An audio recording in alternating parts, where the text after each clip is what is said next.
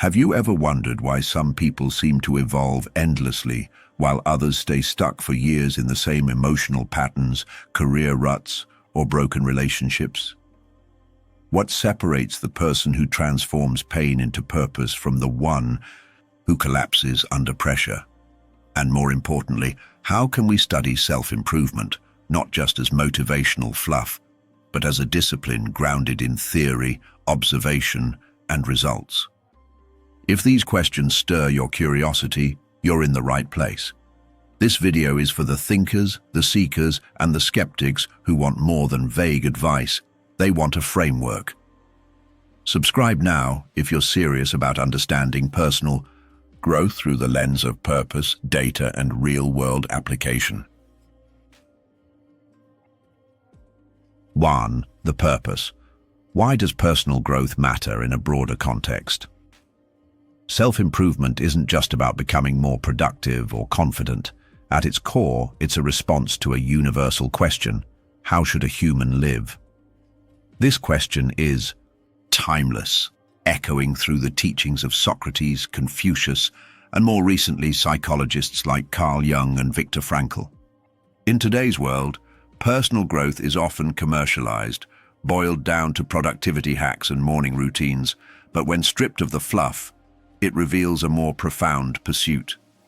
It's about aligning with purpose, facing one's internal contradictions, and becoming someone capable of contributing meaningfully to their relationships, community, and even future generations. The pursuit of personal development ultimately asks us to consider not just who we are, but who we ought to be in the grand scheme of things. Academically speaking, personal development falls within the realm of behavioral psychology, philosophy, and even decision sciences. These disciplines help us understand the mechanics behind change, why we make the choices we do, how we interpret our circumstances, and what frameworks can guide us toward a better life. Philosophy explores ethical alignment and purpose. Psychology investigates motivation, emotion regulation, and personality dynamics. Decision sciences add layers of logic and probability to our daily actions. By weaving these together, we begin to see personal growth as a multidimensional process, one that doesn't just benefit the individual, but also enhances the collective intelligence, compassion, and adaptability of society at large. One of the central problems we address is this: why do so many people fail to change, even when they know what's wrong? This isn't a matter of laziness. It's about cognitive dissonance, emotional resistance, and environment-induced behavioral loops. Take, for example, someone who smokes despite knowing the health risks. The conflict between knowledge and action isn't resolved by facts alone.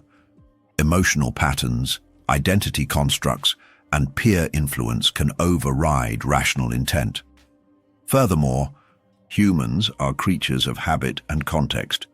Without changing the cues and reinforcements around them, most people revert to autopilot, even when that autopilot drives them toward self-destruction.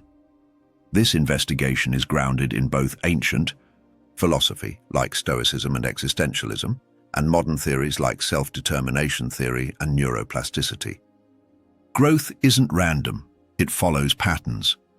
Stoicism teaches us to accept what we can't control and master what we can. Existentialism urges us to craft meaning through action in a chaotic world. Meanwhile, self-determination theory shows that humans thrive when their psychological needs for autonomy, competence, and relatedness are met. Neuroplasticity gives us the neurological proof that change is possible. Our brains are not fixed, but are constantly rewiring based on experience, intention, and repetition. Together, these frameworks show that personal growth is both a timeless quest and a scientifically trackable journey. 2. The methodology. How do we analyze self-improvement? To truly understand transformation, we must dissect it. That's where methodology comes in. You can't improve what you can't measure, or at least observe in patterns. While self-help Literature often thrives on anecdote and motivation. A rigorous study of self-improvement requires structured analysis, interdisciplinary research, and real-world application. By laying out a methodology, we create a lens through which we can assess whether personal growth efforts are effective, replicable, and sustainable. This project uses a hybrid method: qualitative insights drawn from case studies, interviews, and biographies alongside quantitative data from psychological surveys and behavioral metrics. The qualitative side gives us the texture of human experience, emotions, decisions, and the turning points in people's lives. We study memoirs of recovery, coaching transcripts, and long-form interviews where individuals narrate their transformation. On the quantitative side, we use tools like the Grit Scale, Big Five personality tests, habit trackers, and psychological assessments that evaluate mindset shifts, resilience, and goal attainment over time. The intersection of these two data sets, stories and statistics, offers a nuanced understanding of how change unfolds. Sources range from peer-reviewed journals, meta-analyses of motivation, to primary data collected from coaching sessions and life experiments. We don't just rely on lab-based studies, which often suffer from artificial constraints, but also real-life environments where people are tested by failure, fatigue, and unpredictability. Primary data has been especially revealing, tracking the progress of individuals across weeks and months, noting where they break down, pivot, or break through. Life experiments, like committing to daily meditation or a digital detox, allow for first-hand observation of resistance and growth. We also leverage frameworks like the trans-theoretical model of change, Maslow's hierarchy, and the SMART goal system, while noting limitations such as cultural bias, overgeneralization, and the placebo effect of interventions.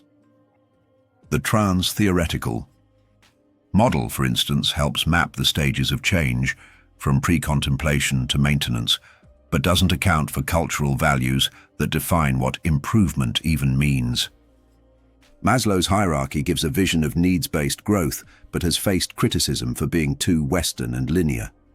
The SMART framework offers goal clarity, but can fall short in situations demanding emotional or spiritual growth. These limitations matter, but they don't nullify the value of structure. They simply call for contextual awareness. While no methodology is perfect, what matters is the triangulation, cross-verifying results through multiple lenses. By synthesizing diverse data types and models, we mitigate the blind spots inherent in any single approach. For example, a behavior change noted in a journal entry might correlate with improved sleep scores or reduced anxiety on a survey. When subjective experience aligns with objective metrics, we can more confidently trace the arc of true transformation. 3. The findings. What actually works? Here's what the data shows. Sustainable personal growth often hinges on just a few core elements. Despite the complexity of human psychology, the common denominators of successful change tend to be surprisingly consistent across age, culture, and context. Rather than requiring a complete reinvention, growth often comes down to repeating small disciplines and aligning daily action with deeper meaning. Our analysis consistently found that people who progressed meaningfully weren't necessarily the smartest or most privileged. They were simply the most deliberate. First, purpose clarity.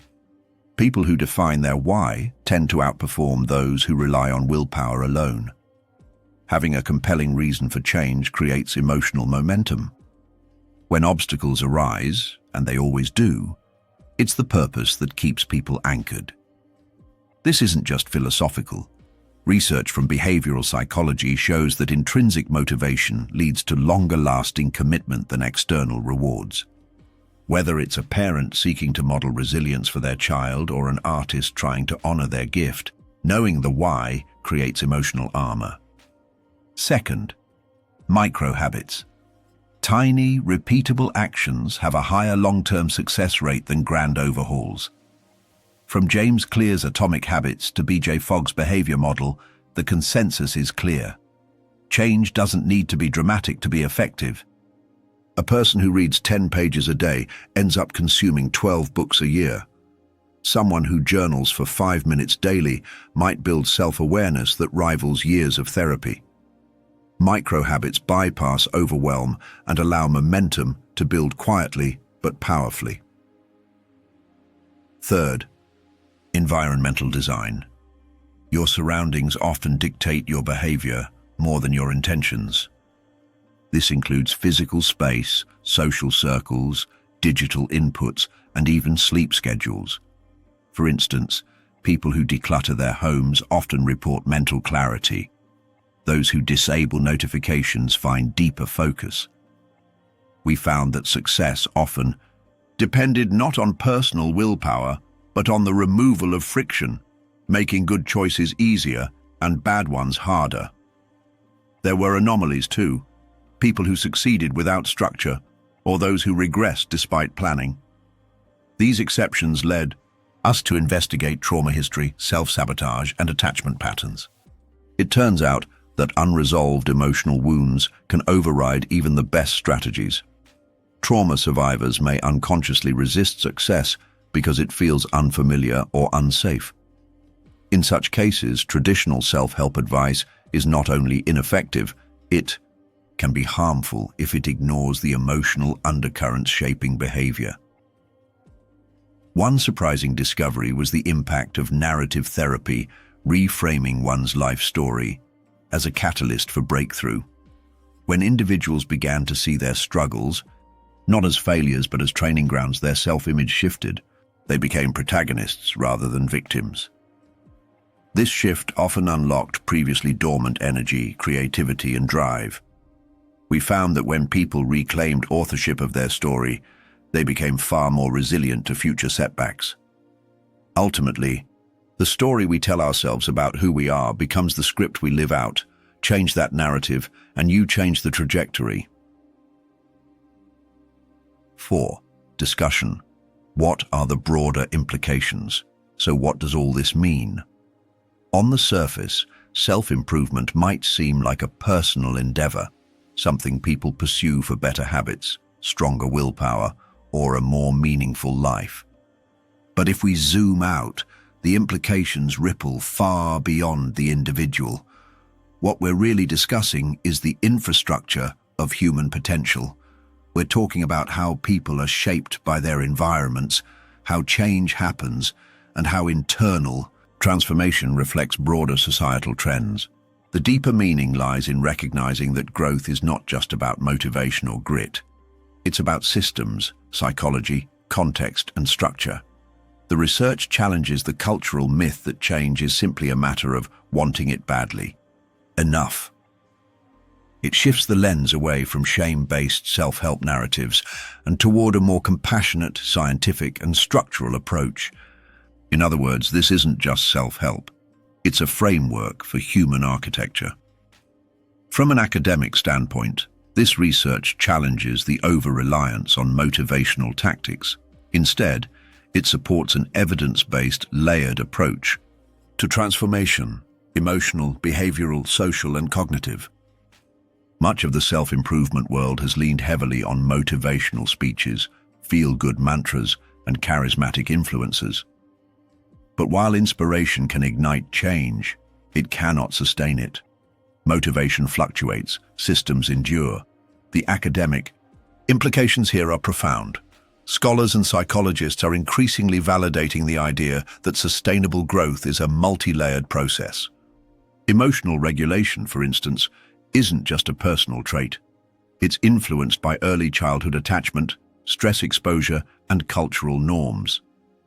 Behavioral patterns are not just habits. They're feedback loops created by environment and reward. Social factors, support systems, peer modeling, and cultural expectations act as either accelerators or inhibitors. Cognitive shifts, like adopting a growth mindset, only stick when paired with actionable structure. The research invites a more holistic academic model, one that weaves neuroscience, sociology, behavioral economics, and philosophy into a unified field of transformation studies. In practical terms, this impacts therapy, education, leadership, and policy making. Schools could teach habit formation. Companies could structure roles around psychological strengths, not just output. The real-world applications are just as powerful. In therapy, this means helping clients not only reflect on trauma, but also engineer better systems around their habits. In education, curriculums could integrate modules on metacognition, habit design, and emotional intelligence, skills as essential as literacy in the modern age. Imagine a school where students learn how to form habits as early as they learn how to multiply.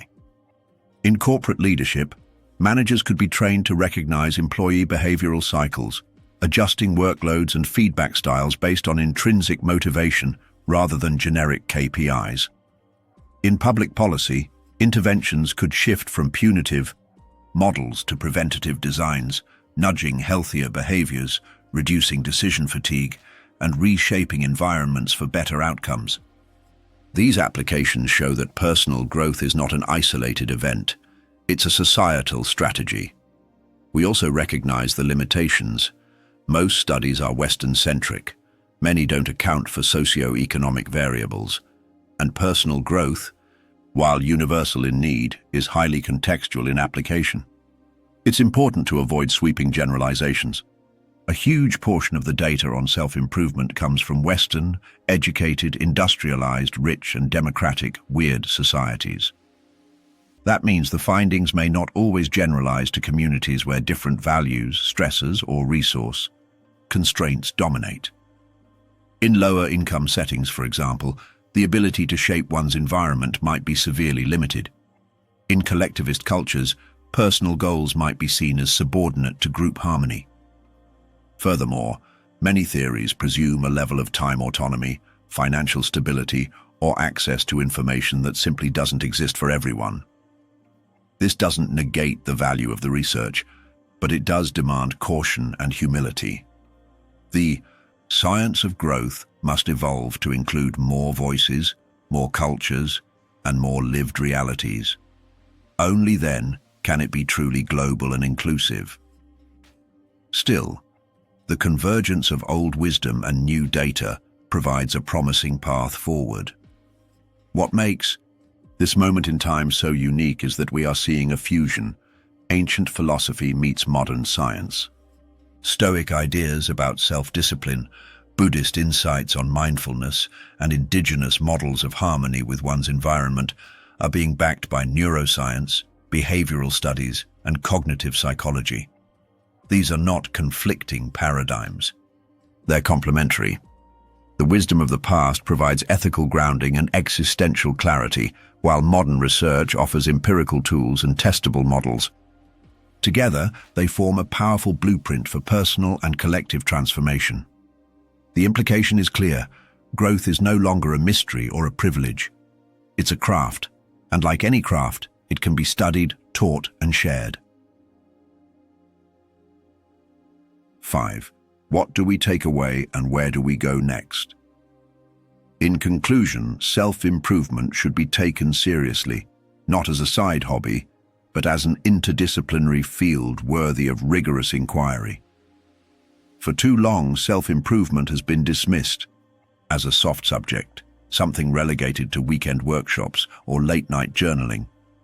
But the reality is that the mechanics of human change are as complex and deserving of attention as any field in the sciences. Just as medicine studies the body and psychology studies the mind, there must be a place for the study of intentional transformation. What makes people change? What systems support it? What variables hinder it? These are questions that touch every sphere, from education to healthcare, from economics to ethics. Elevating self-improvement to an interdisciplinary field means recognizing its depth and investing in its research. It means moving beyond the cliches of hustle culture and treating human growth with the intellectual seriousness it deserves. This video contributes by synthesizing philosophy, psychology, and practice into a framework that can be taught, tested, and evolved. The contribution here isn't just motivational, it's methodological. By drawing from the rigor of behavioral science, the ethical roots of philosophy, and the pragmatism of habit formation, the framework presented offers a structured lens through which to view growth. It can be taught because it's clear and replicable. It can be tested because it's grounded in observable behaviors and outcomes. And it can evolve because it welcomes new data and diverse experiences. This approach shifts self-improvement from something abstract and overwhelming into something that can be systematically explored, whether in classrooms, coaching sessions, therapy offices, or boardrooms. It empowers people not only to dream, but to design. The takeaways: define your purpose, shrink your goals, shape your environment, and track your behavior. These 4 principles distill complex theories into simple, actionable insights. First, define your purpose, not just in vague terms, but with clarity that cuts through distraction. Purpose gives direction. Without it, even the best habits feel hollow. Second, shrink your goals. The science is clear. Big change comes from small wins. When goals are too large, they paralyze. When they're bite-sized, they build momentum. Third, shape your environment. Willpower is overrated when compared to context.